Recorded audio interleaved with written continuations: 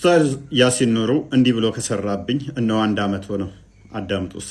የክርስቲያን ወገኖቻችን እስልምና በመረጃ የተዋበ ጠንካራ መሰረት ያለው ሃይማኖት ነው። በመከባበር በመወያየት ዲኑን ዲስከስ ማድረግ እንችላለን። እስልምና ጋር ቀርቦ እጅ ያልሰጠ የለም። ስለ እስልምና ተከራክሮ ሻሃዳ ሳይወጣ የወጣ የለም። 100% እርግጠኛ ነኝ። በእኛ እጅ ብቻ ስንት ሰው ሻሃዳ ተቀበለ? እስልምና ጋር መወያየት የፈለገ ፊት ለፊት ይምጣ። በሚፈልጉት መጽሐፍ በሚፈልጉት ርዕስ ማውራት ይቻላል። ዕውቀት ይዳኛል፣ ሐሳብ ያሸንፋል። መልካም። ኡስታዙ ይሄንን ንግግር የተናገረው ልክ የዛሬ ዓመት ነበረ። የዛሬ ዓመት እኔን ለማሸማቀቅ የተናገረው ነበረ እና እስልምና በእውቀት እንደሚመራ ምናምን ነገር አውርቶ ነበረ። ነብዩ ግን እንደዚህ ነው ያለው። ሳሂህ ቡኻሪ 19:13 ላይ The prophet said, "We are an illiterate nation. We neither write nor accounts." እኛ መሐይም ህዝቦች ነን፣ መጻፍም አንችልም መቁጠርም አንችልም ነው ያለው። ክርስቲያኖች ነብዩን ተከራክረውት ነበረ በኢሳ ጉዳይ ላይ። ኢሳ ፍጡር ነው ወይንስ ፍጡር አይደለም በሚል በቁርአን ውስጥ ባለው ኢሳ ተከራክረውት ሱራ 3:61 ላይ ሲከራከሩት ምን አለ መሰላችሁ? የተከራከሩህን ሰዎች ኑ ልጆቻችንና ልጆቻችሁን ሴቶቻችንንና ሴቶቻችሁንም ነፍሶቻችንንና ነፍሶቻችሁንም እንጥራ። ልብ በሉ፣ እንጥራ። ከዚያም አጥብቀን አላህን እንለምን፣ የአላህንም ቁጣ በውሸታሞች ላይ እናደርግ በላቸው። ተከራክረው ሲረቱት መሐመድ ያደረገው ምንድነው? እሱ አይ እኔም ልምጣ እናንተም ነው፣ ልጆቻችሁን እዛችሁ ነው፣ ሚስቶቻችንን እዘን እንምጣ፣ እንግዲህ ጻንዞቻችንን መዘን መተን ተሰብስበን እንረጋገም ነው ያለው።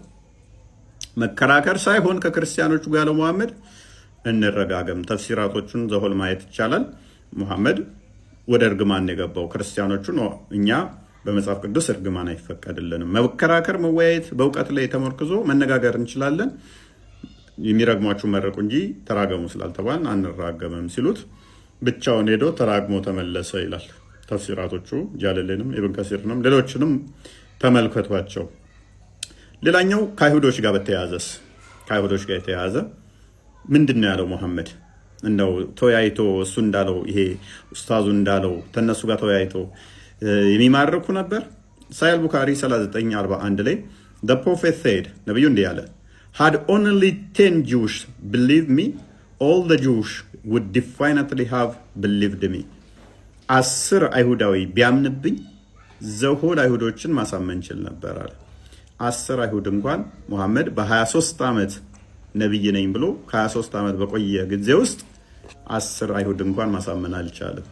ከኛ ጋር ተከራክሮ ተወያይቶ እጁን ያልሰጠ የለም ማለት አይደለም። ኡስታዙ ከነብዩ በላይ ሰባኪ ነው፣ ከነብዩ በላይ አዋቂ ነው። ነብዩ እንኳን የሱ የሚመራበት የሚከተለው ነብይ 10 አይሁዶችን ማሳመን አልቻለም።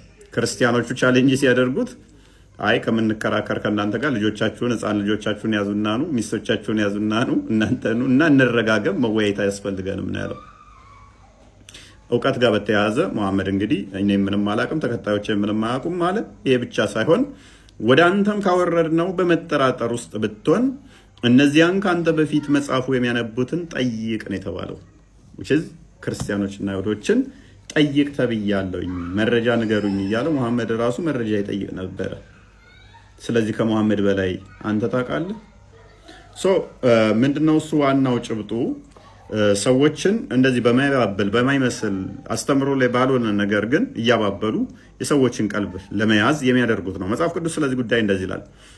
ሐዋርያው ቅዱስ ጳውሎስ በሮሜ መልእክቱ ምዕራፍ 16 ቁጥር 18 ላይ እንዲህ ያሉት ለገዛ ሆዳቸው እንጂ ለጌታችን ለኢየሱስ ክርስቶስ አይገዙምና በመልካምና በሚያቆላምጥ ንግግርም ተንኮል የሌለባቸውን ሰዎች ልብ ያታልላሉ ይላል። ሲናገር ካያችሁት፣ ሲያባብል ካያችሁት መልካም የሆኑ ሰዎችን ልባቸውን የሚማርክ ንግግር ነው።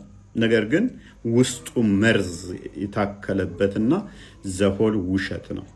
ኡስታዝ ያሲን ኑሩ በዚሁ ጥሪ ያቀርብለታለሁኝ። በፈለጋችሁት መወያየት እንችላለን ብሏል። ጥሪ ያቀርብለታለሁ። ይህንን ጥሪ የሚቀበል ከሆነ መነጋገር መወያየት እንችላለን ፈቃደኛ ከሆነ ማለት ነው። ስለዚህ ግልጽ ነው። ስለዚህ መጽሐፉ ብዙ መጽሐፍቶች ናቸው ያሉት። የዚሁ ራሱ ሆኖ ሌላው ተፍሲር የለውም። ተፍሲር የለውም ስትል ተፍሲር የለውም ስልክ አማርኛ የለውም ማለት ነው። በአረበኛው ብቻ ነው የተጻፈው። አይ ይሄ እኮ የኢትዮጵያ ነው። እነኛ የአረቦች ለአረቦች የተጻፈ ለአረብኛው ብቻ። አንተ አረቦቹ አማርኛ ያውቃሉ እንዴ? እንግሊዝኛ ብቻ አለ ለፈረንጆቹ። ሰዋሊ ጋር ስትሄድ ደግሞ በሰዋሊኛ አለ፣ በፈረንሳይኛ አለ። ስለዚህ ለየሀገሩ ቋንቋ ነው የሚሆነው። እኛ አማርኛ ነው እያወራን ያለ ነው። ስለዚህ አማርኛ ተርጉመን ነው እያየን ያለ ነው። እንደየሀገሩ ይለያያል። ይሄንም መጽሐፍ አንተ ኮንክስ አይሰራከው ኮፒ ያረከው ቁርአኑን አንተ ነው የሰራው አላለኝም። ይመሽ ኖ እኔ ትርጉሙን ነው እያልኩ ያለሁት። ቁርአኑንማ የሰው ልጅ እንዴት ይሰራዋል? ኪታብን ነው የሰው ልጅ የሚጽፈው። ስለዚህ እሱ ቁርአኑ የእናንተ ጽሁፍ ነው እያልከኝ ነው። ስለዚህ እንትኑ ላይ ገባና ይኸው አድራሻቸው ምናምን አለ፣ ደውልና ጠይቃቸው። ሀጂ ሳዲቅ ሀቢብ ማነው ሙሉ ስማቸውን? ሀጂ ሳዲቅ ሀቢብ ነው የሚባሉት። ስማቸው ሙሉውን ስማቸው የሚነግረኝ የእሳቸው ቁርአን ትርጉም ነው። እሳቸው ናቸው የተረጎሙት። ወጣ አይ ሜይ ቢ ሃርድ ኮፒ የለውም እንደሱ። እንዴት አስቸጋሪ ነው አንዳንዴ ካላወቁት መጽሐፍቶቻቸው። አሁን ቅድም ፒዲኤፉ የአንተ ሌላ ነው አለኝ። ካወረደው በኋላ ደግሞ አሁን ደግሞ ተመሳሳይ ሲሆን ማለሽ መጠየቅ እችላለሁ? ቀጥይሽ ልጠይቅህ። ቀጥይ። ጥያቄ አለኝ። ቀጥይ። አይቻልም? እናንተ መጠየቅ ብቻ ነው ወይንስ እኛ መጠየቅ አንችልም? ቀጥያለሽ ነው። ሴት ልጅ በእስልምና ጎዶሎ ናት ብለሃል። አንድ አዳምጠኝ። እኔ እኮ እያወራሁኝ ነው እኮ ነው። አይሰማም? ትሰማለች? እያወራሁኝ እኮ ነው።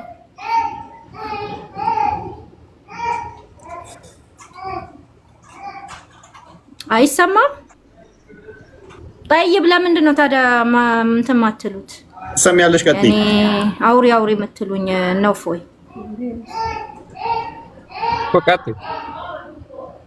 ቀጥይ እኮ አልኩሽ።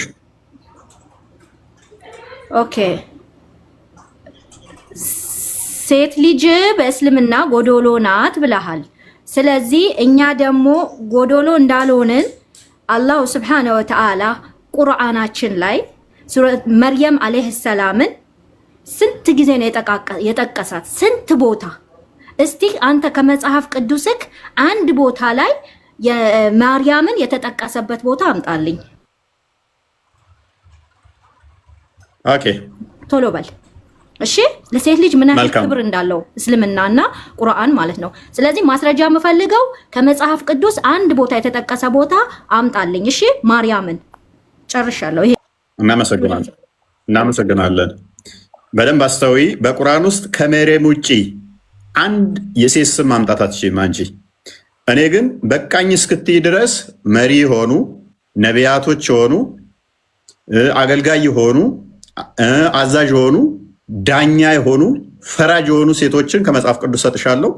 አንቺ ግን አንድ ከቁርአን መስጠታችም መርየምን ጠይቃኛል። ሌላ ጊዜው ሉቃስ ወንጌል ምዕራፍ 1 ቁጥር 26 ጀምሮ አንዴ ክፈትልኝ ክርስቲያን ላይ ፎይ። ከዛ በፊት ምን ብላ ነበር መሰለ? እኛ ጎዶሎ እንዳልሆንን አላህ መርየምን ጠቅሷል አለችን። ዊች ሚንስ ሙሐመድን ቀጥታ ነው የጠለዘችው ማለት ነው እህታችን።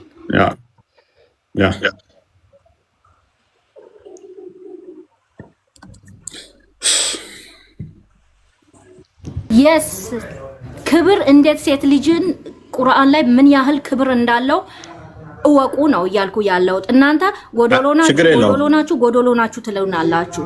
ምክንያቱም የእናንተ መጽሐፍ ቅዱስ ነው ሴትን ጎዶሎ ያደረገው ሀፍሳ እንጂ ወላሂ እኛ አልሐምዱሊላህ እንደ እስልምና ሴትን የሚያከብር የለም። አዳምጫ ካላዳመጥሽ እንዴት ይሆናል? አዎ ያከብርሻል። የሚያከብርሽ እንዴት ነው? ሱራ 4:34 ላይ በመምታት ወንዱ እንዲመታሽ ከወንዱ አሳንሶ ስለፈጠረሽ። ሱራ 4:20 ላይ እንደ ልዋጭ ዕቃ ይለውጥሻል፣ ስላከበረሽ ይለውጥሻል።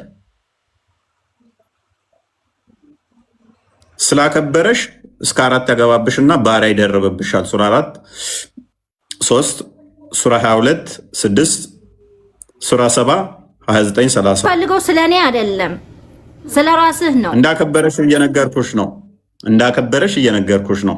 ስለ ራሴ ግን ስለ ማርያም ስለጠየቅሽኝ በመጽሐፍ ቅዱስ ተጠቅሳለች ወይ ከሆነ ከዳዊት ወገን ለሆነ ዮሴፍ ለሚባል ሰው ወደ ታጨች ወደ አንዲት ድንግል ከእግዚአብሔር ዘንድ ተላከ። የድንግሊቱም ስም ማርያም ነበረ። እስቲ ማርያም ሚል ከመጽሐፋችሁ አንጡ አለች። ማርያም ትጠቅሳለች ወይ በመጽሐፋችሁ አለች። በሚገባ መልአኩም ወደ እርሷ ገብቶ ደስ ይበልሽ፣ ጸጋ የሞላብሽ ሆይ ጌታ ከአንቺ ጋር ነው፣ አንቺ ከሴቶች መካከል የተባረክሽ ነሽ አላት። እሷ የተባረከች ጸጋን የሞላባት ተብሎ የተመሰከረላት በመልአክ እግዚአብሔር መልአኩን ልኮ እንዲህ አላት፣ ማርያም ትባላለች። አንቺ እህታችን ከቁርአንሽ ውስጥ ሁለተኛ የሴት ስም ከደገምሽ እኔ ንጽጽር አቆማለሁ። እከሌ የምትባል ተብሎ የተገለጸበትን እስቲ ሁለተኛ ሴት አምጪ። እኔ ከዚህ በኋላ ሴቶችና ወንዶች እኩል እንደሆኑ ማስረጃ ሰጥሻለሁ። አንድ በይ። ሴቶችና ወንዶች እኩል እንደሆኑ ማስረጃ ሰጥሻለሁ። አንቺ ቁርአን ላይ ሴት ከወንድ የበታች መሆኗን ክፈትልኝ። ሱራ 4 34 ላይ እኔ ወንዶች ከሴቶች ጋር እኩል እንደሆኑ ከመጽሐፍ ቅዱስ ሰጥሻለሁ። እንደገና ደግሞ አንቺ እንደ ቁርአን ሌቃ እንደምትለወጪ ሰጥሻለሁ። ሁለት ሴት ስም መጥቀሳችም አንቺ ዳኛ፣ ፈራጅ፣ አዛዥ የሆኑ ነብይ የሆኑ ከመጽሐፍ ቅዱስ ሰጥሻለሁ። አንቺ አሰጭኝም። ሱራ 4 34 ክፈትልኝ። ወጣች እንዴ? ወጣች። ፈለጋችሁ እኮ እፎይ። ከዛ በኋላ ራሱ እንዴት እንደተቀመጠች ገርሞኛል። ለምን እነሱ ክርስትናን የሚያስተምሯቸው መንገድ እያጠለሹና እያበሻቀጡ ስለሆነ ለዛ ነው። ዝም ብሎ ጽሁፍ ዝም ብለው እያመጡ ሴቶችን እንደዚህ ያጥላላል ምናምን ሲሏቸው እውነት ይመስላቸዋል። ማይገናኝ እያመጡ ጽሁፎች እያመጡ እንትን ሲፎግሯቸው እውነት ይመስላቸዋል። አይምሰላችሁ። መብራት እችላለሁ። ኦኬ ያላችሁ ፖይንት አሁን መሰለሽ አንተ አሁን ማርያም ከኮሳ በስተቀር በቁርአን ያወሩ ኮሳ በስተቀር የተጠራው ስም የለም ነው የምትለው አይደለም? ማን የምትባል ተጠቅሳለች? ማን የምትባል ሴት ተጠቀሰች? እሷ ብቻ ናት። ማርያም ብቻ ናት። ሱረቱል ማርያም ማርያም ብቻ አለ። እሱ ብቻ ነው።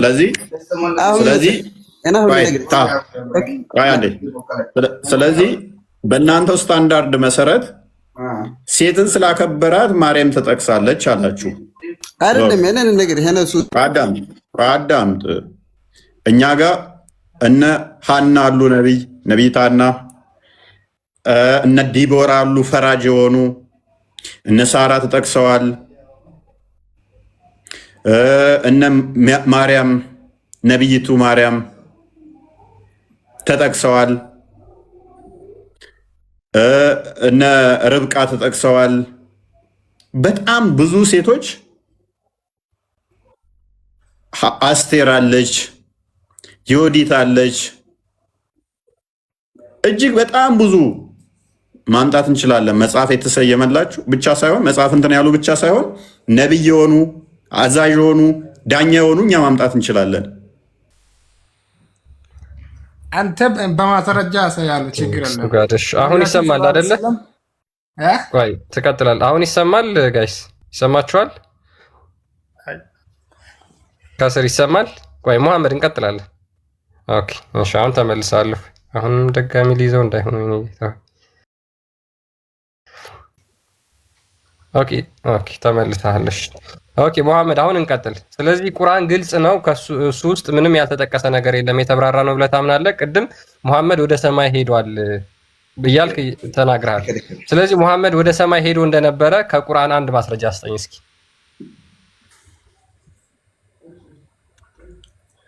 ቀኑ ስጠኝ አልኩህ። ስማ እየሰማህ ነው? አንዴ ስንት ቀን ልስጥህ? ነገም ቢሆን ችግር የለም። በቃ ይዘናሽ እንኳን አይደለም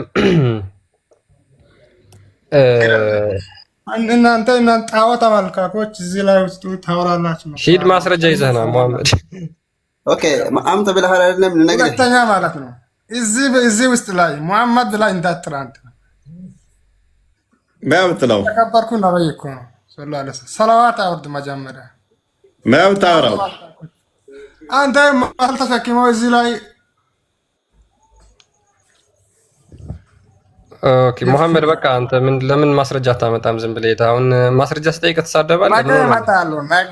ነገ እኮ በቃ አንተ እኮ መውጣት ነው ያለብህ።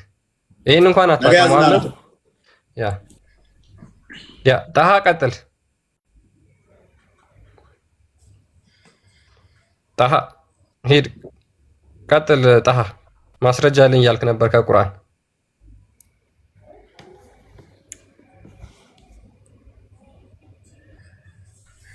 ጣሃ ማይክህ ዝግ ነው። ኦኬ አይዳ ይሰማል? ሰማያለሽ? አዎ ኦኬ እሺ። እስልምናንም ታውቃለህ አይደል? እሺ ማለት ነው ስለ እስልምና ብዙም አላውቅም። ስለ ክርስትናም ታውቃለህ? ጠንቅቀህ ታውቃለህ? ስለ እስልምናሽ እንዴት አታውቂም? ሙስሊም ነሽ? ነኛው። ኦኬ የተነሳው ቶፒክ ላይ ምን ትያለሽ? ቁርአን ሁሉንም ያብራራል ብዬ አምናለሁኝ። ከምን ጋር ሲሆን ነው? ከቁርአን ተፍሲር ጋር ሲሆን ማለት ነው። አሁን አንተ ቁርአንን ቀጥታ እንትን እያልክ ነው ያለው፣ እየተረጎምክ ነው ያለው ማለት ከተፍሲር እንዴት መሰለህ? ነቢያችን ሰለላሁ ዐለይሂ ወሰለም ከሌሎች ሰዎች ጋር በሚያወሩበት ጊዜ አላህ ለነቢያችን ሰለላሁ ዐለይሂ ወሰለም ለነሱ መልስ ነው የወረደው ማለት ነው። ስለዚህ የወረደው መልስ ነው ማለት ነው። የወሬ መልስ ነው ማለት ነው ቁርአን። አዎ እና ደግሞ ያንን መልስ የተመለሰበት ምክንያት አሁን ባነሳው እንትን ላይ ማለት ነው አልተብራራም ምናምን በምትለው ነገር ላይ ምን አለው መሰለህ? መደገፊያ መጽሐፍ አለው ሌላ ቁርአን ተፍሲር ቅዱስ ቁርአን የሚባል። ስለዚህ በራሱ አልቆመም፣ ቁርአን መደገፊያ ይፈልጋል ማለት ነው። አዎ ለማብራራት ለሰዎች እንዲገባ ተደርጎ ለማብራራት ግዴታ ነው ተፍሲር ያስፈልጋል። ምክንያቱም ስለዚህ ቁርአኑ ተሳስቷል ማለት ነው፣ ግልጽና የተብራራ ነው ሲል ተሳስቷል እኮ እያልኩህ አይደለም። ግልጽና የተብራራ ነው የሚለው ከቅዱስ ቁርአን ጋር አብረህ አጣጥመህ ስታነበው ነው። ያ ከቅዱስ ቁርአን ጋር ስትይ ሌላ ቁርአን አለ እንዴ? ከቅዱስ ቁርአን ጋር ስትይ ቅዱስ ቁርአን ማለት የቁርአን ተፍሲር ነው። ቁርአን እንዴት እንደወረደ ይሄንኛው ይኸውልህ ሱራህ እንትን የምትለው ማለት ነው። አያና አንቀጹን ቆይ አንዴ አዳምጠኝ። አያና አንቀጹን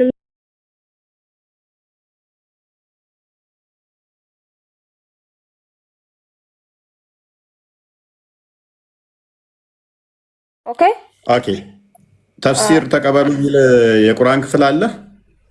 ተፍሲር እንዲህማ እኮ ግዴታ ነው። ምክንያቱም ቁርአን ላይ የተቀመጠው ቁርአን ላይ አይደለም፣ ነቢያችን ሰለላሁ ዐለይሂ ወሰለም ነው ለኛ የነገሩ በሐዲስ ማለት ነው። ስለዚህ ተፍሲር ያስፈልጋል ቁርአን ማለት ነው፣ ግዴታ ነው። አዎ ተፍሲር ማለት ምን ማለት እንደሆነ ታውቃለህ? የቁርአን ትርጉም ማለት ነው። ሌላ መጽሐፍ እንደማለት ሳይሆን የቁርአን ትርጉም እንደማለት ነው።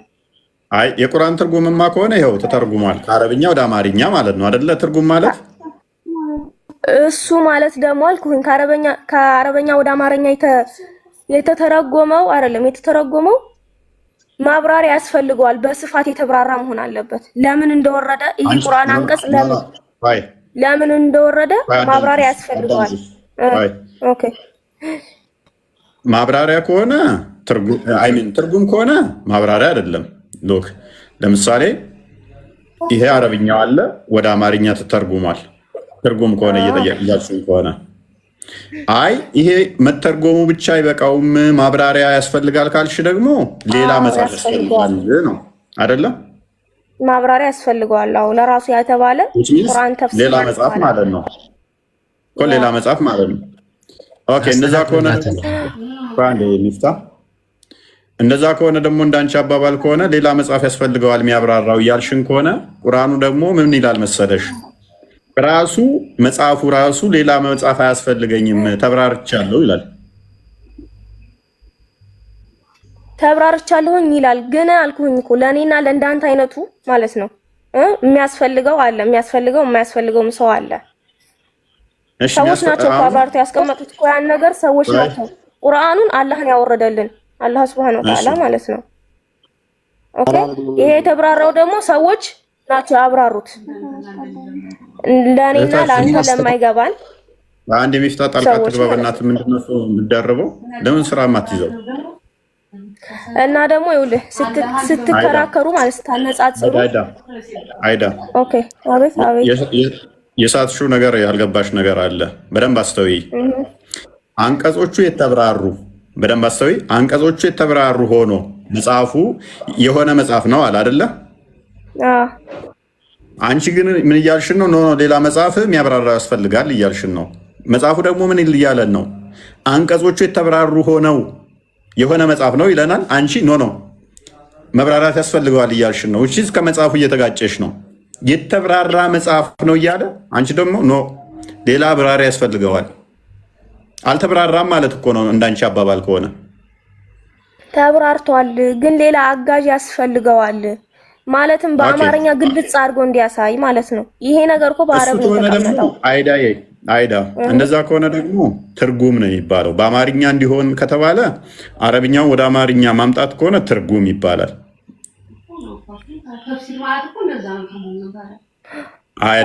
ተፍሲር ማለት እንደዛ አይደለም።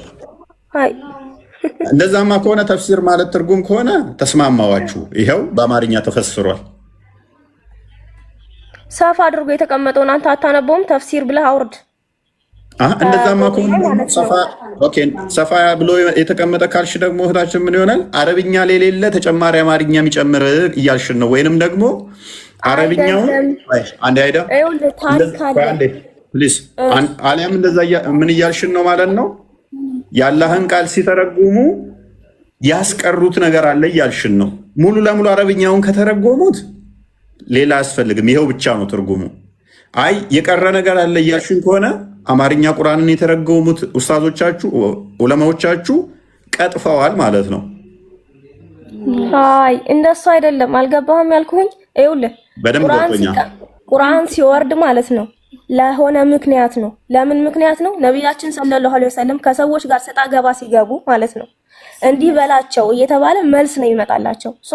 ስለዚህ ያንን መልስ ይኸውልህ ያ ነገር ማለት ነው እንዴት እንደሆነ አሁን እዚህ ጋር በቁርአን ተፍሲር እንትኑ ስታነበውት ትርጉሙ ከስር ያለው ትርጉሙ ከኋላ የመጣውን ለምን እንደሆነ እንደወረደ አያስቀምጥልህም። ለምን እንደወረደ ይሄ ቁርአን ማለት ነው ቀጥታ ምንድነው ትርጉሙ ነው የአረበኛው ትርጉሙ እንደወረደ ነው የሚቀመጠው። ስለዚህ ይሄንን ደግሞ ከኋላ የመጣውን ነገር ካላየህ አንተ በዚህኛው ብቻ አይገባም ጎበዝ። ስለዚህ ምንድነው ያልሽው?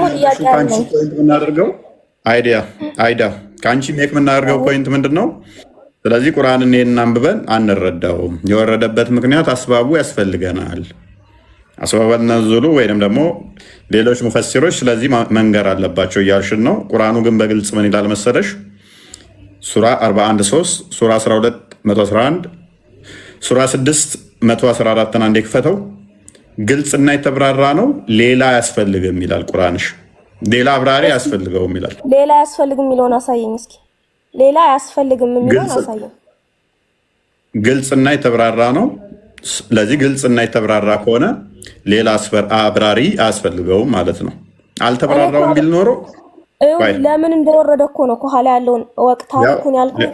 ከኋላ ያለውን እሺ እርሱ ያ መጽሐፉን የተብራራ ሆኖ ወደ እናንተው ያወረደ ሲሆን ካላህ ሌላ ዳኛ ፈልጋለሁ ነው በላቸው ይላል አይደለ? መጽሐፉ ምን ሆኖ ነው የወረደው ይላል እህታችን የተብራራ። ኦኬ አንቺ ግን ስለ መጽሐፉ ሌላ የሚያብራራልኝ ዳኛ ያስፈልገኛል እያልሽ ነው እኮ። ዳኛ ያስፈልገኛል ሳይሆን ታሪክ አልኩኝ እኮ ከኋላ ያለው ታሪክ ለምን ቁርአኑ እንደወረደ ታሪክ እኮ ነው እኮ። ስለ መጽሐፉ የቀረ ነገር አለ ወይ? የቀረ ነገር አይደለም። ቁርአኑ ግልጽና የተብራራው ነው። ሌላ አያስፈልግም ዳኛ እያለ ባለበት ላይ አንቺ ምን እያልሽን ነው? ሌላ ሰንበዲ ያብራራውን ያስፈልገናል እያልሽን ነው። ቁርአኑ ደግሞ ሌላ ትፈልጋላችሁ ወይ ግልጽ ሆኖ ተበራርቶ ወርዶ እያለን አሽቀጤ ከኋላ ታሪክ ያስፈልገዋል እኮ አልኩኝ። አሁን ይሄ የወረደላቸው አሁን ሌላ ታሪክ ሊኖረው ይችላል። እኔ በግልጽ አላቀውም አልኩኝ። ተፍሲር ግን ፈልግ አቃለሁ።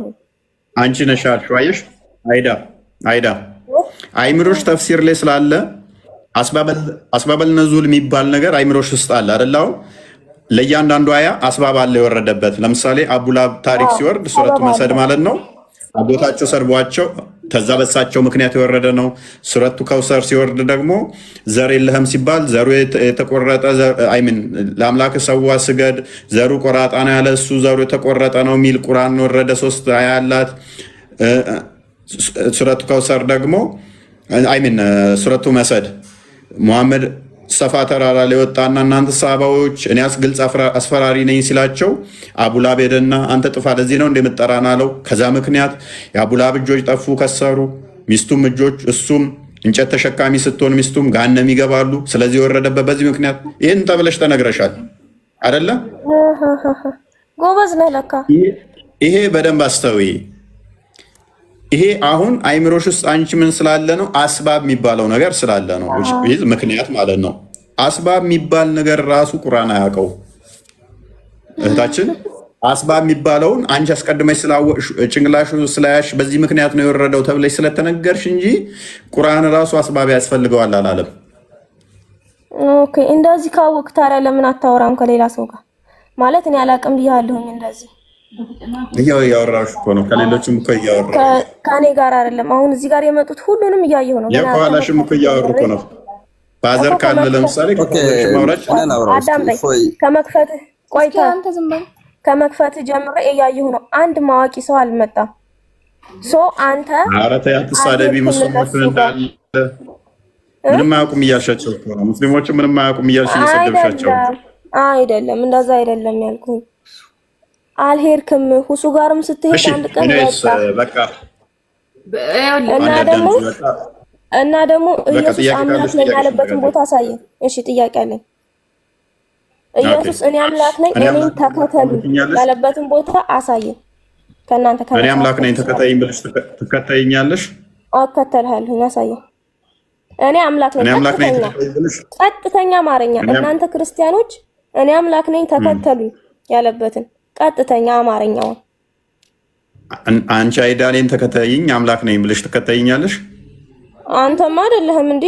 አንተ እንዴ ብዬ ሰው እኮ ነህ። እኔም እኮ ኢየሱስን ሰው ብዬ ነው የማምነው። ወንድ ልጅ ነው ልክ እንደ ኦኬ። አላህ ምንድነው? እሱ ምንድነው? ጾታው አለ ከአንተ ምንድነው? አባት አለህ አንተ። እሱ በድንግልና ነው የተፈጠረው። ኦኬ ኦኬ ጎበዝ። እና አሳየኝ እኔ አምላክ ነኝ ተከተለኝ የሚለው ወይ አይዳ አላህስ ጾታው ምንድነው? አላህ ጾታው ምንድነው? አላህ ጾታ የለውም። አይታይም፣ አይዳሰስም። ኦኬ ያለው አላህ አይበላም፣ አይጠጣም። ቅድም ደግሞ ይኸውልህ አርሽ ላይ ነው ያለው። በምኑ ነው አርሽ ላይ ያለው? በምኑ ነው? እኛ በምኑ ነው ብለን አንጠይቅም። ምክንያቱም ቁርአን ላይ ተቀምጦ እጅ አለው የለውም? እጅ አለው የለውም? እጅ የለውም። ሐላስ ሰው እኮ አይደለም እያልኩ እጅ የለውም። ጎበዝ ሰው አይደለም። አንዴ ሱረቱ ፋድን ክፈትልኝ 75ኛው ነው። እጅ የለውም። ቆይ አዳም ማያቅ ሰው አትበል። ታውቃለች እሷ አምላኳን በደቂቃ ውስጥ እንዴት እየካደችው እንደሆነ በደንብ አሳይተናት አርሽ ላይ ነው ብላናለች። 7ኛ ሰማይ ላይ መጀመሪያ ተሳየኝ። ይሄን ክፍል አንብቢ እስቲ። ይሄንን ክፍል አንብቢ እስቲ። ኢየሱስ እኔ አምላክ ነኝ የሚለው ያሳየኝ። አላህ እጅ የለውም ብለሻል። ኢብሊስን በሁለት እጆቼ ፈጠርኩ ሲል ኢብሊስ ወይ በሁለት እጆቼ ለፈጠርኩ ከመስገድ ምን ከለከለህ የሚለው አላህ በምኑ ነው የፈጠረው? እጅ ማለት እኮ እንደሱ አይደለም። የሱ እጅ የሱ እንደ እጅ አይደለም። የሱ እጅ ማለት ነው። እኔ ግን አይን አለኝ ይላል፣ አያችኋለሁ ይላል። እንደ እግሩ ነው። እኔ አይን አለኝ አያችኋለሁ ይላል። እንደ ሰው እጅ አይደለም። እኔ እንደማን እጅ ነው? እንደ ዝንጀሮ የሚሆን ምን አገባኝ እኔ። እጅ አለው የለውም? እሺ ሃይ አለው የለውም? አንተ እኔ ጠየቅኩህን እሺ መልስልኝ መጀመሪያ። እጅ አለው የለውም? አላ ቆይ ተረጋጊ፣ መልስልሻለሁ። አላ እጅ አለው የለውም? አላቅም ስለሱ። ስለዚህ አምላክሽ እጅ ይኑራ ይኑራ አታውቂም። በቂ አይደለም ያለኝ እንደሱ ያለ እውቀት የለኝም ብያለሁ እኮ ሲጀመር። ጎበዝ አምላክሽ ጾታ አለ የለውም? አላቅም። ኢየሱስ አምላክ ነኝ የሚለውን አሳየኝ። ወደ አሳይሻለሁ። ኦኬ አሳይሻለሁ። አይ ሱራ 601ን ክፈትልኝ። አምላክሽ ወንድ ነው፣ ሚስት የሚፈልግ ነው። ያልወለደው አይወልድም ብለሻል አልቅድም? ሚስት ስለሌለው ነው። አይወልድም ሳይሆን ደግሞ አስተካኪ ለወደፊትሽ አልወለደም ነው። አሁን ወልዶም ሊሆን ይችላል። እርሱ ሰማያትንና ምድርን ያለቢጤ ፈጣሪ ነው። ማን ነው ያለቢጤ ፈጣሪ? አይዳ ሰማይና ምድርን ማይክሽናንሹ ያ ሰማይና ምድርን ያለቢጤ የፈጠረ ማን ነው? አላህ። ኦኬ ለእርሱ ሚስት የሌለችው ሲሆን እንዴት ልጅ ለእርሱ ይኖረዋል ይላል። አላህ ምን የሌለው ሲሆን ምን የለውም ነው የሚለን። በአረበኛ ንገርልኝ። ውጣ ከዚህ የዚህን ውጣ። እንደሌለው አንወጣም። ጎበዝ አሳይሻለሁ። የረጭሻ መርዝ ስላለች ነው። አሁን ከኋላ የምታወራሽ ማዘርሽም ቆይ ከኋላ የምታወሯት አታወዛግቧት፣ ተቀበሉና ሞግቱኝ ወይንም። ስለዚህ አምላክሽ ሚስት የፈለገው አሁን በዘመኑ ከፍቷል። ተመሳሳይ ጾታ ያላቸው ባልና ሚስት አይዳ ቆይ አንተ እረዳሻለሁ። ተመሳሳይ ጾታ ያላቸውን ባልና ሚስት እየሆኑ ስላስቸገሩ አላህ ሴት ሆኖ ሴት ነው ፈልጎ ነው ወይንስ ወንድ ስለሆነ ነው ሚስት ስለሌለኝ ልጅ የለኝም ያለው? የምጠይቅህ መልስልኝ። እኔ አልፈልግም እሱን እኮ አልኩኝ። እመልስልሻለሁ ምክንያቱም የተፋሻ መርዝ ስለነበረች ነው። እሱን መልስልኝ እኮ። ስለዚህ እዚህ ላይ እኔ እሱን አላቅም እኮ ብያለሁ። ይሄን ታውቂያለሽ አታውቂም? አንተ አላቅም። ጎበዝ። ስለዚህ አምላክሽ ሰለፌት ስለወንድ ልጅ የሌለው ሚስት ስለሌለው ነው። እናመሰግናለን። ሚስት አዳምጪ፣ በደንብ አዳምጪ። ቆይ አሁን ፓኒክ አታድርጊ። ቆይ አዳምጪ። ወንድ ምናምን ብለሽ ስለ ጮሽ ነው። በደንብ መርዝሽን ተፍተሽ ከስር ላሉትም እቺ መርዝ ለሌሎቹ ትምህርት ስለምትሆን ነው። ስለዚህ ጭንቅላት የሌለው አካል ነው የምታመልኩት። ሶሪ ጭንቅላት አለው የሚል አንድ ጥቅስ የለም በቁርአን ውስጥ አሳይተናል። አምላካቸው ጭንቅላት የለውም። በሚያሳዝን ሁኔታ ጭንቅላት አልባ እግር እያመለኩ ያ እግር ያለው አካል ደግሞ ጭንቅላት አለው። አይዳ አለው። የጠየኩህን መልስልኝ። አምላክሽ ጭንቅላት አለው? ሲጀመር ኢየሱስ ወንድ ልጅ ያመለክ አንተ ምን ሆነህ ነው? ፕሊስ ለምን ትበሳጫለሽ? አምላክሽ ጭንቅላት አዳምጪ፣ አዳምጪ፣ ተረጋጊ፣ አዳምጫ። ነርቨስ ሆነሻል፣ እየተበሳጨሽ ነው። አትፈሪበት። እኔ አሁን ለምሳሌ አዎ ክርስቶስ ወንድ ልጅ ነው ስትይ አላፍርበትም። እኔ እኮ አላፍርበትም። በስጋ የተገለጠው እርሱ በምክንያት ለምን ታውቃለህ? አዳምጠኝ። ይኸውልህ አንተ ጋር ማለት ነው ሁሉም ሰላም ለምን ፕሊስ ለምን ትረበሹኝ? አላፍርም። ፕሊስ ቆይ አትጩህ። እኔ አላፍርም። አዎ ክርስቶስ በስጋ የተገለጠው አዳምጪ። ነርበሳቱኝ፣ አትረበሺ። እኔ ራሴን ልመልስ። ከእነሱ ጋር አነጻጽር። ወንድ ከሆን ተረጋጊ፣ ተረጋጊ። አዳምጪው። አላዳመጥከኝም እንዴ? አዳምጪ። በቃ የኔ ነው መልሱን አዳምጪ። በቃ አልፈልግም። አዳምጪ መልሳውን አልፈልግም። ካልፈለግሽ ታዲያ እኔ አንቺ ጩኸት ሰለቸኝ። ከስር ሆነሽ ታዳምጫለሽ። እኛ አይደል ስጠው እስኪ ምንድን ነው ሎክ ጥያቄ ነበረኝ። ያ ጥያቄ እንትን አምጣው ብለን እንትን ያመጣሁት አንተም አዳምጥ፣ ተረጋጋ። በመጀመሪያ ደረጃ ክርስቶስ በስጋ የተገለጠ ሕያው አምላክ ነው። ወንድ የሚለው ስድብ አይደለም። ባይዜ ራሳችሁን ትሰድባላችሁ እንደ ወገኖቼ። ስድብ ነው ብላችሁ የምታምኑት እናንተ። እግዚአብሔር ሰውን ነው ከሁሉ በላይ አክብሮ አልቆ የፈጠረው የሰውን ልጅ ነው። በደንብ አስተውሉ። እግዚአብሔር ከምንም በላይ አልቆ በመልኩ የሰራው የሰው ልጅ ነው። በደንብ አስተውሉ። የፈጠረው አልቆ ገዢ አድርጎ የሾመው ዘፍጥረት ምዕራፍ 1 ቁጥር 27 እስከ 28 ሰውን ነው። ምንም ፍጡር በሰው ክብር አይተካከልም፣ አይስተካከልም። በስጋ የተገለጠው ያ ክርስቶስ በስጋ የተገለጠው የሰው ያ የባሪያ መልክ የያዘው እንደኛ ሰው እጅ እግር የያዘው እርሱ ወንድ ልጅ ነው። በስጋ ተገልጧል። እርሱ የመለኮት ሙላት በውስጡ ያለው በስጋ የተገለጠው እነሆ ድንግል ትጸንሳለች ወንድ ልጅም ትወልዳለች ተብሎ ትንቢት የተነገረለት በያዕቆብ ላይ ገዢ የሆነው ግዛቱም የማያልፍ የሆነው እርሱ ክርስቶስ የማርያም ልጅ አዎ የባሪያውን መልክ ይዟል። የባሪያው መልክ አንዱ ወንድ ነው። ገዢ ነው።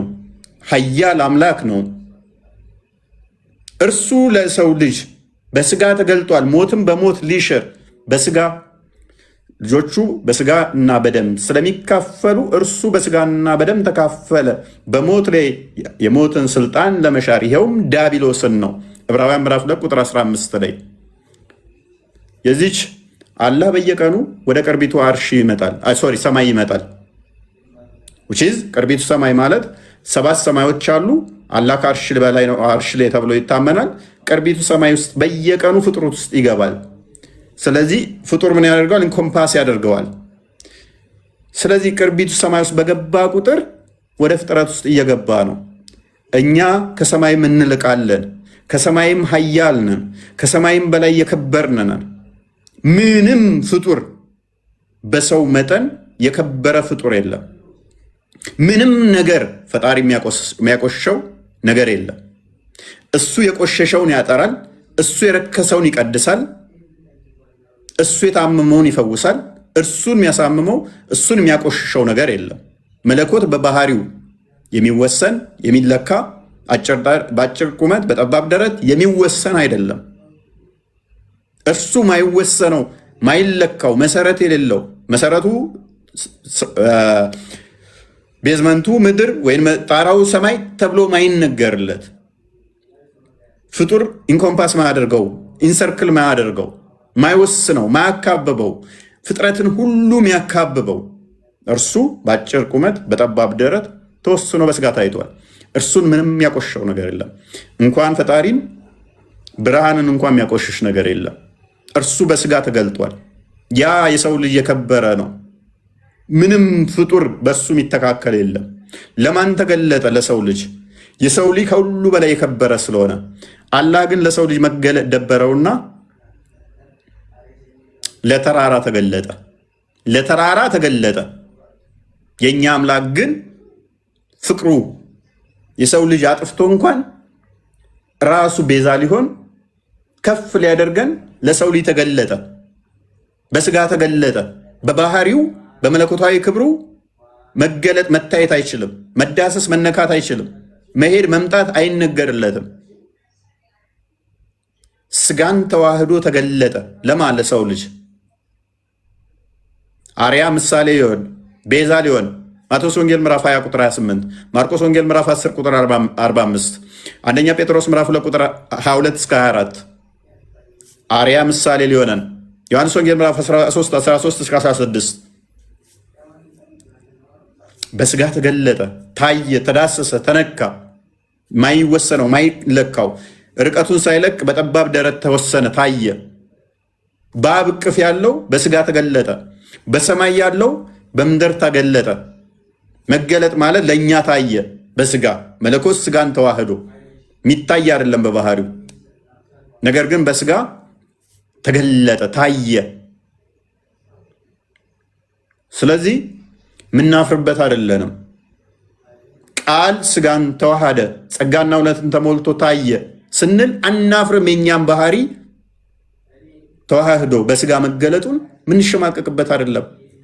ያላ ቃል በሞተ በግ ቆዳ ላይ ይጻፋል።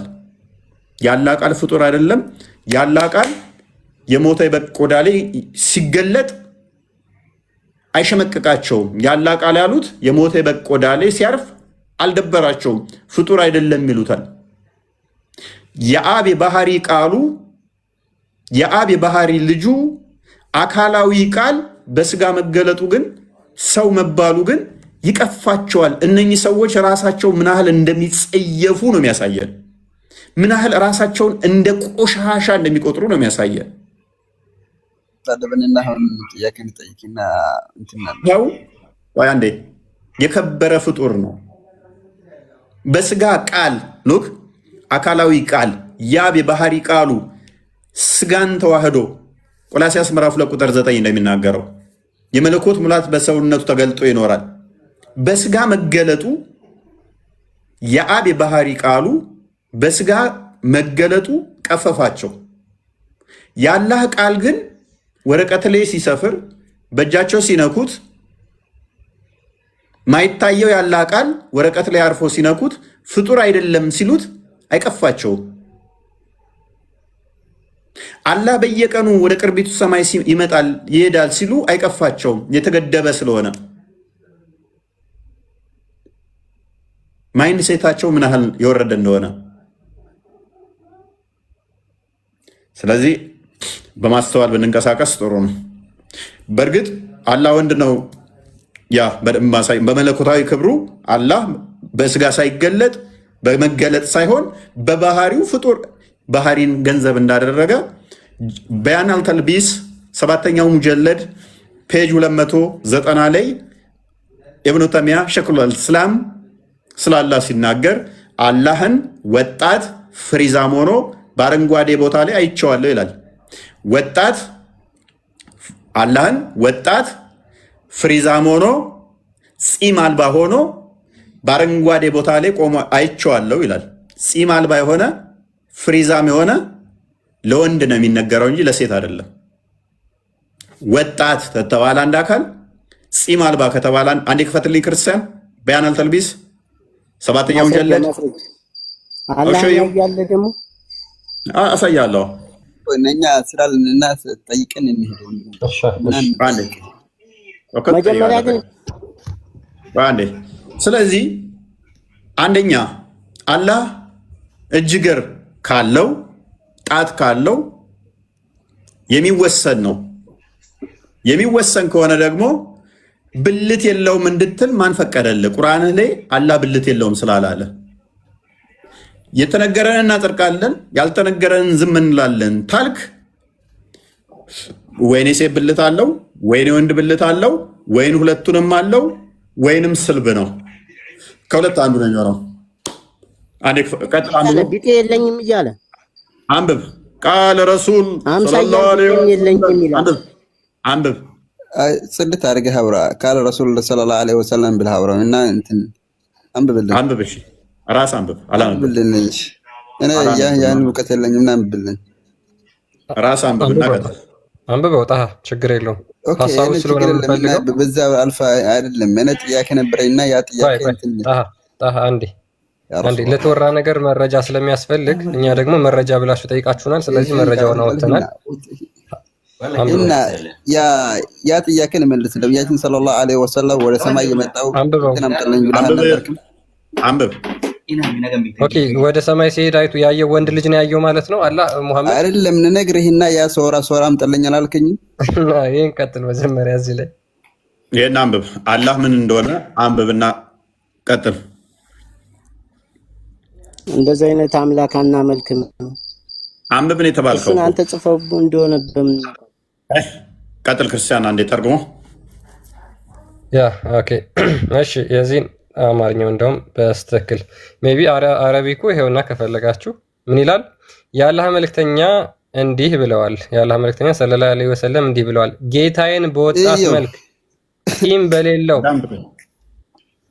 በሌለው ጠጉር ባለው በአረንጓዴ የአትክልት ስፍራ ወይም ደግሞ ጨፌ ውስጥ አየሁት። ጨፌ ማለት ሳር ማለት ነው። ፈልሰስ ብሎ ማለት ነው። አረንጓዴ ቦታ ላይ ይመቸዋል። ደሊል አለ። ደሊል ባነገሮች አሉ። አዳምጥ። ደሊል ምን ደሊል ንገረን።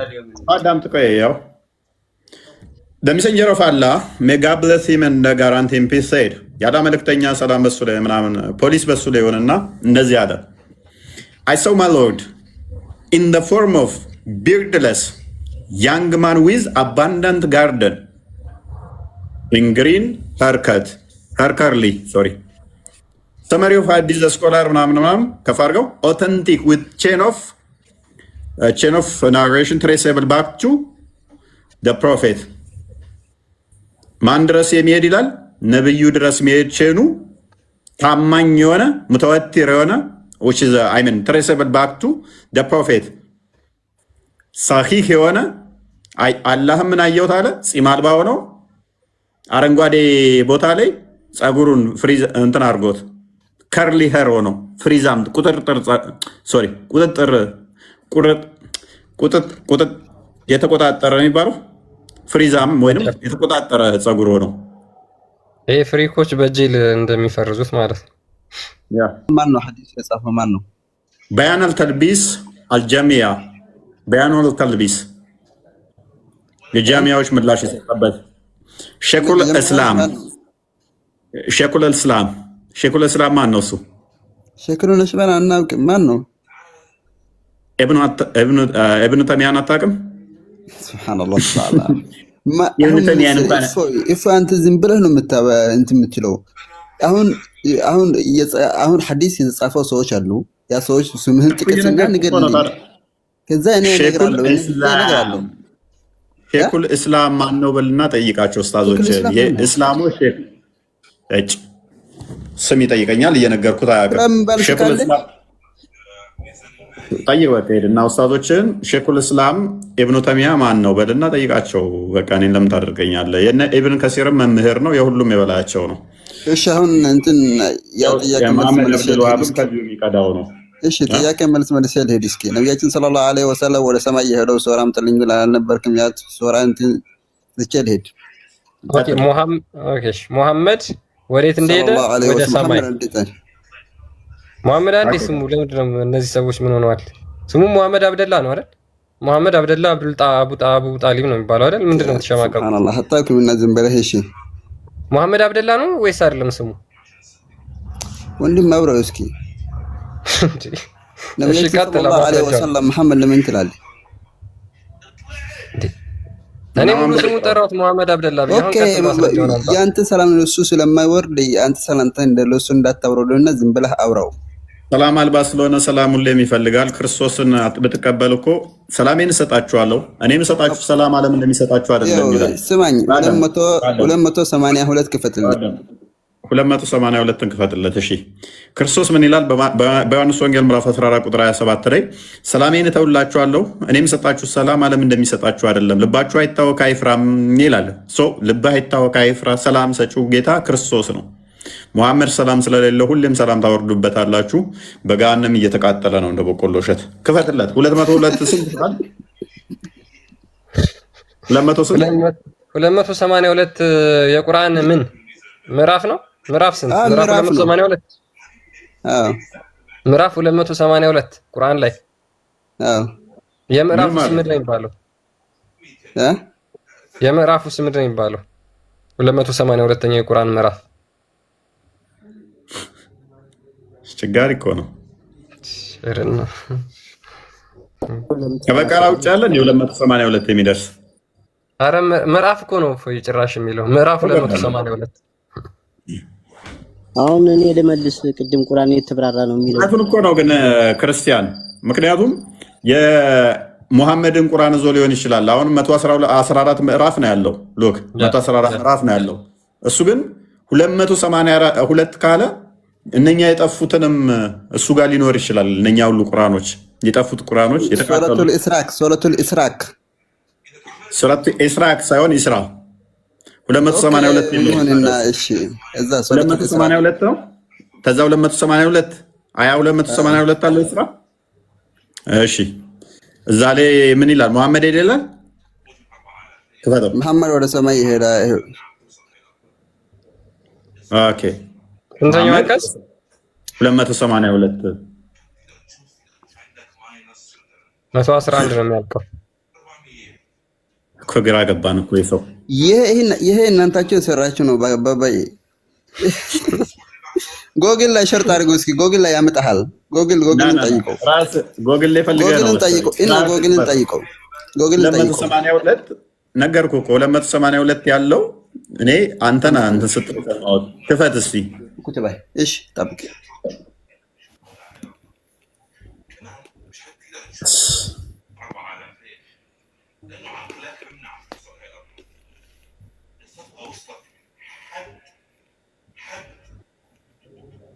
ኦልራይት ምንድን ነው የከፈትከው? ጎግል ላይ የከፈትከው እንጂ ምን ይሄድ? እሺ ሱረቱ ኢስራ አያ ስንት ነው?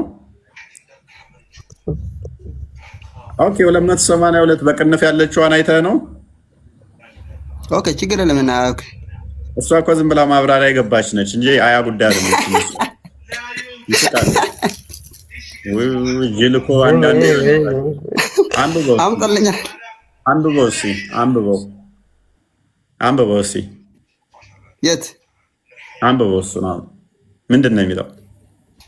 ነቢያችን ሰለላሁ ዐለይሂ ወሰለም ወደ ሰማይ የሆነ ነው እንትን ነው ማብራሪያ እንዴት እንደሄደ ቤተል መቅደስ ሄዶ ነግሬ ቤተል መቅደስ ሄዶ አንብበው። እሺ አረብኛ አከም ሀይ እክሬ ምን እያልክ ነው? አይ ከእኔ ብዙ እንትን እውቀት ስለሌለኝ ከወንድሜ ቅራይ ያልኩት ነው። አከሲ ከኒፍካ ሚያቀራው ምን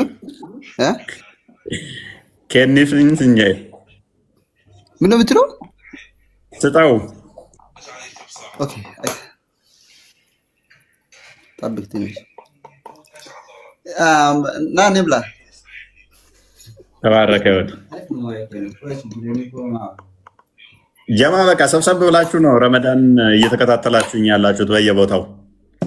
ኧረ አይደለም፣ አልሐምዱሊላህ ረመዳችን እያፈጠረን ነው እንጂ አንተ ሰብሰብ አድርገን ምን እናያለን?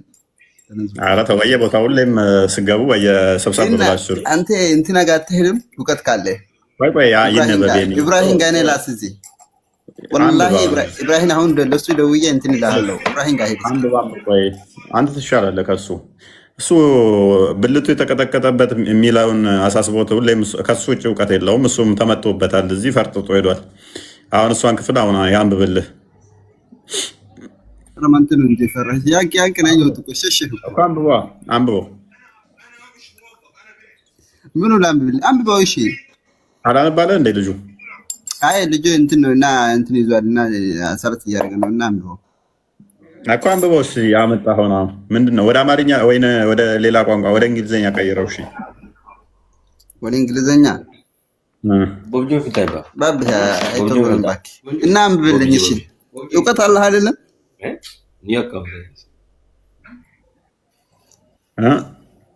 እውቀት ካለህ አንብብልኝ። እሺ እኮ የለማ ብዙ እውቀት አሁን ካስቸገርከን እኮ አንተ እኮ 282 ፔጅ አያለው ብለህ እኮ ጭራሽ እንትን አልከን እኮ የሌለውን ማን ላምጣልህ? እዚህ አሁን እዚህ ማን ላምጣልህ? ከሴኮች ማን ላምጣልህ? ማን አለ ስር ማን ሼክ አለ? እንትን ኢብራሂም አለ፣ እሱ ጋር ሄድ። እሱ ጽድት ብሎ ነው የሚነግርህ። አቡኪ አለ፣ እሱ ጋር ሄድ።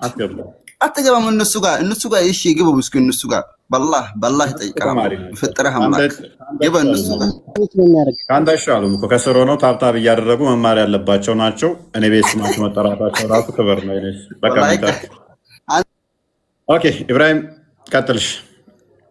110 ትስማማለህ ከጣሃ ጋር? ሱረቱ ኢስራ 282 ያለው እያለ ነው። 282 ያለው ሱረቱ ኢስራ እያለን ነው። ትስማማለህ? እኔ ስለሱ አይደለም የገባሁት ቁርአን የተብራራ ነው የሚለው ነው ለመመለስ ነው። ጨረሰን። እሱን ይበቃናል። ጥያቄ አለህ? እኮ ጥያቄም አለኝ። ምንድን ነው? ቁርአን ስትከፍተው ምንድን ነው የሚል? ቢስሚላሂር ረህማኒር ረሂም ነው የሚል። እጅግ አዛኝና ሩሩ የሆነ ጌታ ነው የሚል። በምን አወቅ እሱ የቁርአን ክፍል መሆኑን? የቁርአን ክፍል ነው ስትገባ። በምን አወቅ? ሰዎች ጨምረውበትስ ቢሆን እዚህ ጋር በተግባር የሚነግረኝ አንተ እንደፈለገ ስትሳደብ እንደፈለገ አንቀጹን ስታስተባብለው እንደዚህ ትዕግስትና አዛኝ መሆኑ በጣም ያጅበኛል። ምን ያዋጅባል? ለማኝ ስለሆነ ነው። ሱራ ቁጥር 6 ነው አንብቦ እስቲ ምን ይላል? ቁጥር 6 እንደዚህ ያልከውም ቢሆን አዛኝ ሆኖ ቁጭ ማለቱ ምን ይላል? በቃ ይሄ ቁጥር 6 ምን ይላል? ራሱ በቂ ነው። ቁጥር 6 ምን ይላል? ይሄ በቂ ነው። በቃ ለኔ ምን ያህል አዛኝና ምን ያህል ችሎታው ሰፊ እንደሆነ ስለሌለ ነው። ችሎታ ስላለው ሳይሆን ቀጥተኛው መንገድ ምራኝ እያለ ይለምናል። ለማኝ ስለሆነ ነው። ክርስቶስ ደግሞ ቀጥተኛ መንገድ ነው። ታዲያ ሰዎች ይሄ እኮ እኛ ነን ቀጥተኛውን መንገድ ምራኝ የምንለው። አላህ ነው ያለው አይደለም። ምክንያቱም ቁጥር 6 ላይ ቀጥተኛው መንገድ ምራኝ የሚለው አላህ ነው።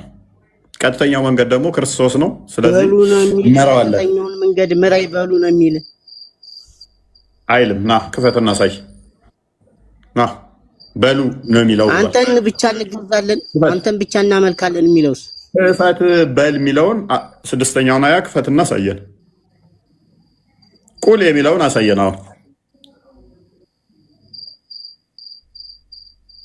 በሉ ይላል። የምትረዳ ከሆነ እኮ ይሄ ብቻ በቂ ነው እኮ። ለምን የምትዋሸው? ባላ ቃል ለምን ትሸማቀቃለህ? አላህ ጸሎት ያደረገውን አንተ አትረዳማ። የማይረዳ ሰው ጋር እንዴት አድርጌ አስረዳ? እንድረዳ ክፈትና አሳየን። የምትረዳ ከሆነ ቢስሚላሂር ረህማኒር ረሂም የሚለው ብቻ በቂ ነው። አሳይ ክፈትና። እጅግ አዛኝና ሩሩ የሆንከው አሳይ ክፈትና። አሁን ቁል ሚለውን እሱ ክፍል ላይ አሳየን። በል ሚለውን አሳየን። በሉ ሚላለ ብለሃል።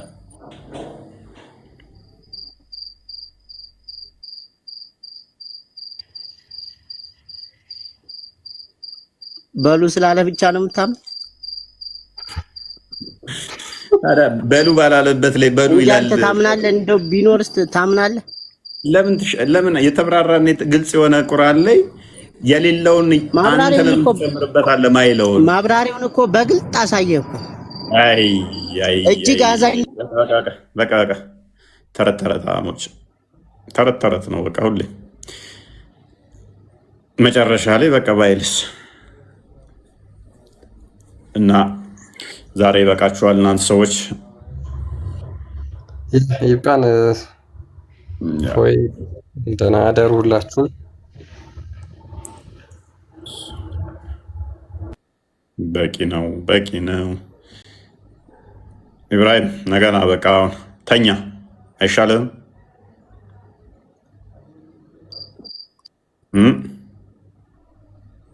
ነገ እንገናኝ። እሺ ግን አላህ ይዘናል። ቀጥተኛው መንገድ ይምራ። አንተ ምን ሆነህ ነው? ሱራ የጠቀስከው ሱረቱ ፈቲሃ ቁጥር 6 ላይ ቀጥተኛው መንገድ ምራ የሚለው አላህ ነው። ሱራ 34 ላይ ደግሞ በል እኛ ወይንም በተሳሳተ መንገድ ውስጥ ነን ይላል። አላህ ከመሐመድ ጋር ስላላወቀው መንገዱን። ሱራ 15 ከ39 ጀምረ ደግሞ ኢብሊስ ደግሞ በቀጥተኛ መንገድ ላይ እንደሚቆምባችሁ፣ እንደሚያጠማችሁ፣ እንደሚያሳስታችሁ መንገዱ ላይ እንደሚቆም ኢብሊስ ተናግሯል። ሱራ 1971 ላይ ደግሞ ሁላችሁም ወራጅ እንጂ አንዳችሁም አትቀሩም ይላል። ስለዚህ አስቀድሞ አላህ ቀጥተኛው መንገድ ምራኝ ብሎ ጸሎት አደረገ ራሱ አላህ።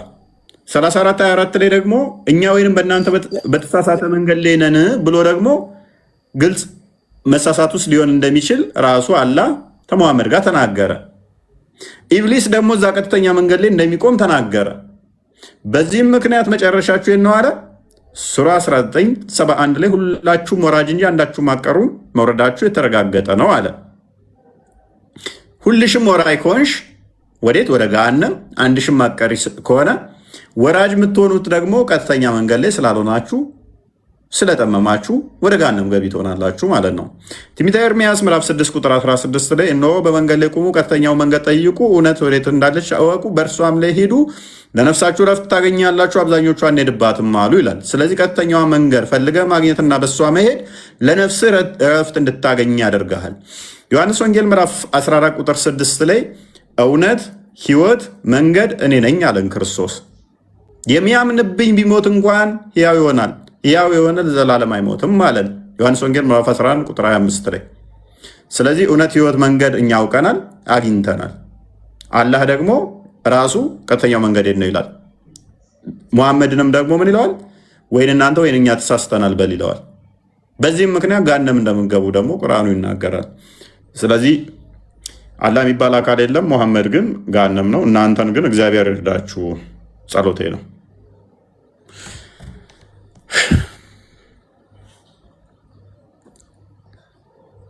እና ምን ትላላችሁ ወገን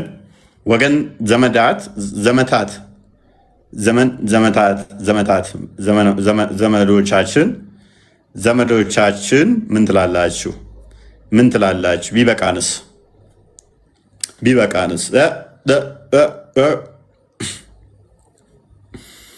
ቢበቃን ምን ይመስላችኋል? ጥሩ ላይቭ ነበር ዛሬ። ጥሩ ተምራችሁበታል ብለን ተስፋ እናደርጋለን። በደንብ አስተውሉ። እኛ መጽሐፍ ቅዱስ ላይ ሌላ መጽሐፍ አያስፈልግም አልተባልንም። ለምሳሌ ዮሐንስ በወንጌሉ ሲጽፍ ምን ብሏል? ብዙ ጌታችን በደቀ መዛሙርቱ ፊት ያደረጋቸው ተአምራቶች እንዳሉ ነግሮናል። ነገር ግን ሰዎች በክርስቶስ አምነው እሱ የእግዚአብሔር ልጅ መሆኑን አምነው እንዲድኑ ይሄ ተጽፏል አለ። ግን ያልተጻፈ መዓት እንዳለ ነገረን። በራሳችንም እንዳናብራራው ነገረን። አብራሪም ተጨማሪ እንድንቀበል ማለት ነው። ቁርአኑ ግን ምንድነው እሱ ቻሌንጅ ያደረገው? እኔ ግልጽና የተብራራው ነኝ፣ ሌላ አብራሪ አያስፈልገኝም አለ። ሌላ አብራሪ አያስፈልገኝም፣ ሁሉም ነገር ደግሞ በቁርአን ውስጥ ተጽፏል አለ። ከዛ እያንዳንዱ አሁን መተን ስንጠይቅ የለም ጥቁር ድንጋይ ከሰማይ መጣ ኃጢአትን ይቅር ይላል፣ የለም ቁርአን ላይ። አላህ እጅ አለው ጭንቅላት አለው ወይ? የለም። አላህ በሌሊቱ 1/3 ሲቀር ይወርዳል፣ በቁርአን ውስጥ የለም። ደጃል ይመጣል፣ የለም። ደጃል ከአላህ የሚለየው አንድ አይን ነው፣ የለም። ኢሳ ተመልሶ ይመጣል 40 ዓመት ይገዛል፣ የለም። ኢሳ ጂዝያን ያስቀራል፣ የለም። ኢሳ መስቀልን ይሰብራል፣ አሳማ ይገላል፣ የለም። አላህ ገሃነምን በእግሩ ይሞላታል፣ የለም። ሶላት በቀን 5 ጊዜ ይሰግዳሉ፣ ምን ጊዜ እንዴት መስገድ አለባቸው? የለም። ስንት ርኩ መውረድ አለባቸው? የለም። ሐጅ ያደርጋሉ፣ የሐጅ ስርዓት የለም። በመቃብር ውስጥ ሽንት ከነካችሁ ቅጣት አለባችሁ፣ የመቃብር ቅጣት በቁርአን ውስጥ የለም። የመቃብር ቅጣት የሚባል ራሱ የለም።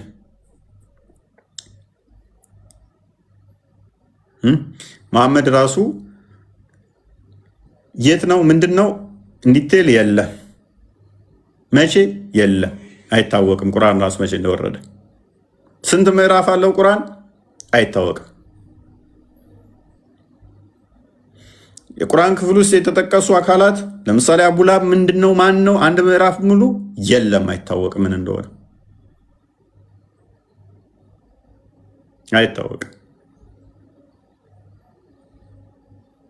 ስለዚህ እጅግ በቃ ለሁሉ መልስ አለው ቢሉም፣ ስለዚህ መልሶቻቸው ከማን የሚቀሩት? አሁን ሙሐመድ ከሞተ ከ1400 ምናምን ዓመት በኋላ የተነሱ መጽሐፍ ይጽፋሉ። ከዛ ላይ በአረብኛ ስለተጻፈ ይኸው ሐዲስ ብለው ያመጡልሃል። ብድግ ይልና ትናንትና ነቢያችን እንደዚህ ብሏል ከሙሐመድ ከኑሪ ከኢብራሂም ከሚፍታ እንደሰማው ብሎ ሐዲስ ይጽፋል። ነገሩ ሰማው ብሎ በቃ ቁጭ ብሎ ከሚጽፈው መጽሐፍ ብድግትልና ከአበበ እንደሰማሁት አበበ ከጫላ እንደሰማው ጫላ ከገብረመድህን እንደሰማው ገብረመድህን ደግሞ ከሀፍቶም እንደሰማው ሀፍቶም ደግሞ ካየለ እንደሰማው እንዲህ ተብሏል ብለህ መጽሐፍ ትጽፋለህ። ከዛ እነኚህ ይመጡና ሐዲስ ብለው ያን ያነቡልሃል።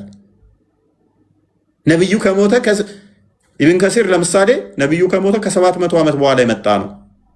ከከሌ ከሌ ሰማ ብሎ መጽሐፍ ይጽፍላል። ሐዲስ ይባላል። ከዛ ቡሃሪ ነብዩ ከሞተ ከ200 ዓመት በኋላ የመጣ ነው። ሰሒህ ሙስሊም፣ አቡ ዳውድ፣ ናሳይ እነኚህ ኦልሞስት ከ300 ዓመት በኋላ ማለት ነው። የቅርቦቹ የሚባሉት እነኚህ ናቸው። ግን በጊዜውም እነኚህም የሉም፣ መጽሐፍቶቹ የሉም። ከዛ በኋላ የተጻፉ ናቸው እነኚህ። ከከሌ ከሌ ሰማ ከከሌ ከሌ ሰማ ብለው ማለት ነው። ቁጭ ትልና ለከሌ ነገረኝ ለከሌ ደግሞ ከሌን የነገረው ብለህ መጽሐፍ ትጽፋለህ። እነኚህም ደግሞ ለዘመኑ አልመጥን ሲሉ ሼክ አልባኒ ተነሳ። በ1950 ወይም 31 አካባቢ ነው የሞተው። 1931 ማለት የዛሬ ኦልሞስት የዛሬ 80 ዓመት 70 ዓመት አካባቢ ነው። ከ1400 ዓመት በፊት የነበረውን ያይና ነብዩ እንደዚህ እንደዚህ አድርጓል። አሁን ከዘመኑ ጋር ሄዳል አይደለም። እችኛዋ ዳይፍን በላት መጽሐፍ ጻፈ። እችኛዋ ጠቃሚ ነች፣ እንደዚህ እንደዚህ ይሄ እንደዚህ ነው። ተዛ ይመጣና የሆነ ነገር ስታመጣ ሼክ አልእስላም እንትና አልባኒ እንዲህ ብሏል። የዛሬ 70 ዓመት የነበረ ሰውዬ ማለት ነው። አልባኒ እንደዚህ ብሎ አዲስ ጽፎ እንደዚህ ብሎ እንደዚህ አስተካክሎታል፣ እንደዚህ ብሎ እንደዚህ ብሎታል።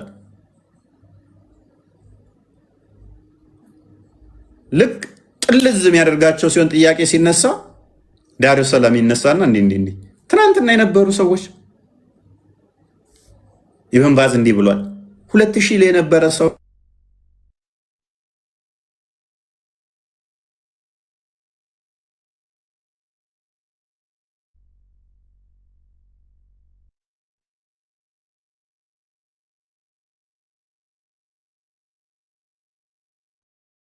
ግልጽ ነኝ።